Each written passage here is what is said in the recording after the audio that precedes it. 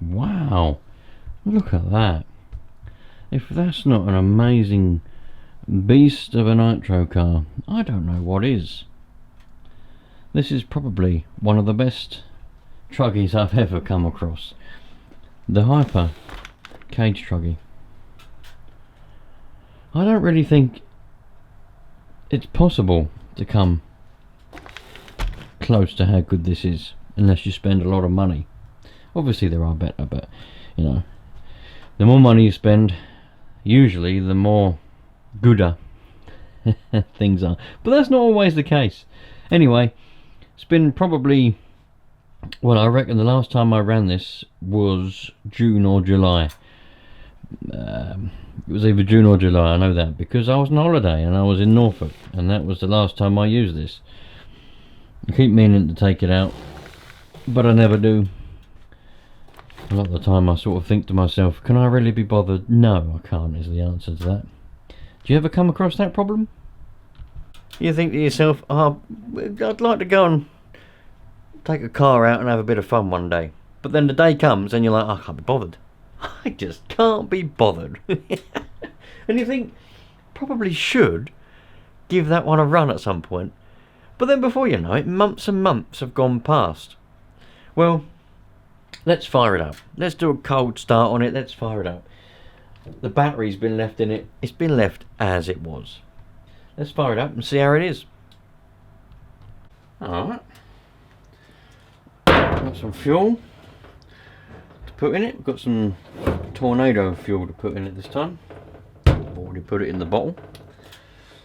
Let's see what the condition of the battery's like. No, I didn't take the batteries out of the transmitter either, so they seem to be working. Let's try the receiver.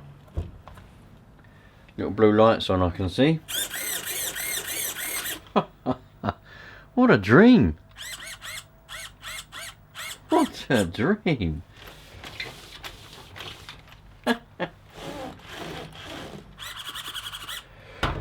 The exhaust spring is on top of the car, but should be underneath it. I think something happened to it. Something broke on it, didn't it? And I had to mend it on the go, and I didn't put it back properly. Right, this glow starter's flat. I just remembered I didn't charge it last time. I'm just going to go and get a charged up one, or charge this one up, and I'll be back in a tick.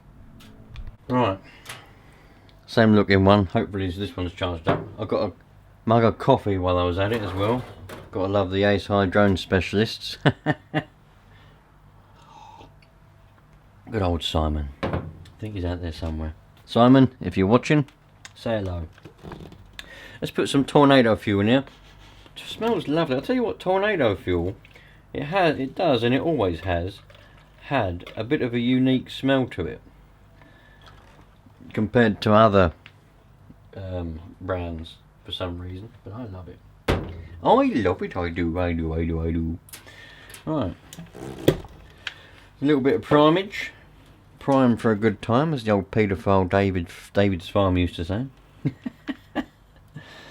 Oh dear. It's a shame, really. Oh, I used to love that channel.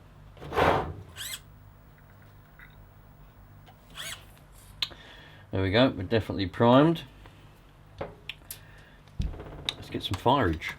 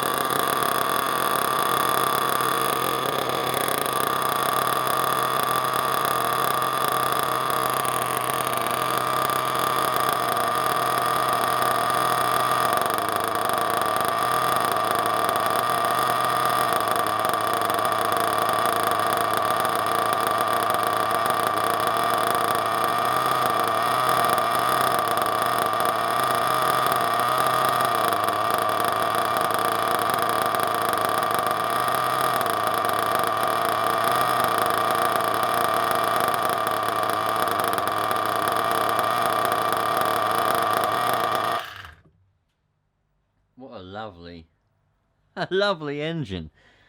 I hear people all the time You know what? I can't believe the negativity sometimes which is out there. People say really bad things about these engines for some reason, these Mach 28s, but I've had nothing but goodness about them. I mean, I know I had a dodgy pull start to start with, didn't I, when it was brand spanking new out of the box, but they sent me a brand new one, the whole lot of it. So, you know, that was good customer service at the very least. But the engines are fantastic. And, you know, as far as the rest of the buggy goes, absolutely mint. This is only 20% oil plus formula. Ready to race, apparently. It's only 20% nitro, whereas I've been running it on 25%. So if we was to take this out, it'd probably need a little bit of an adjustment. But don't forget, the last time it was ran, it was about 30 degrees outside as well. And now we're at minus, well, what is it? I think it's -2, but I could be wrong. It could be about -1 to 0 degrees at the moment outside. Anyway, I think that started up and ran pretty well. Pretty pleased with that. I'll leave that remaining nitro in now, just to make sure it goes into a big slab of jelly for the next time I go and use it. I'll tell you what I was in the process of doing, right? I've got loads of different exhaust pipes that I've acquired over the years. Some jamming JP2 and all that kind of stuff. I think I got JP6 somewhere. And I was going to put one of them on here just for fun, you know. But the manifold, because they're different, they got that other coupler. I don't know what you like to call it, but the coupler with the 3 springs on. Well, this manifold obviously comes out and then goes straight and then bends, because it's got to get around that little bit of chassis there. Well, the manifolds that I've got to fit on those pipes, they're for buggies really, not truggies, and they just curve. So I was gonna get myself a truggy manifold that comes out and goes straight and then goes round, so that I could coupler it up to one of them exhausts, but I never did get round to it, so it's kind of just stayed like that. But it runs absolutely mint. Standard, that standard exhaust, it's got a bit of, it's quite tinny, it's quite high pitched, that one. I like the JP2 and 6s because they're quite deep, they're a deep sounding pipe. But anyway, it runs really well. I'm really pleased with that. Happy days.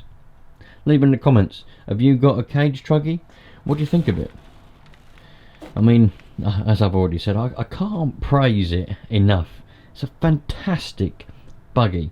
Jumps really well, drives really well, it's just so well balanced. And that Mach 28 engine, well, listen, don't listen to any dickhead who tells you it ain't any good, because they don't know what they're talking about. They really don't know what they're talking about. A lot of engines are no good in the wrong hands. It's as simple as that.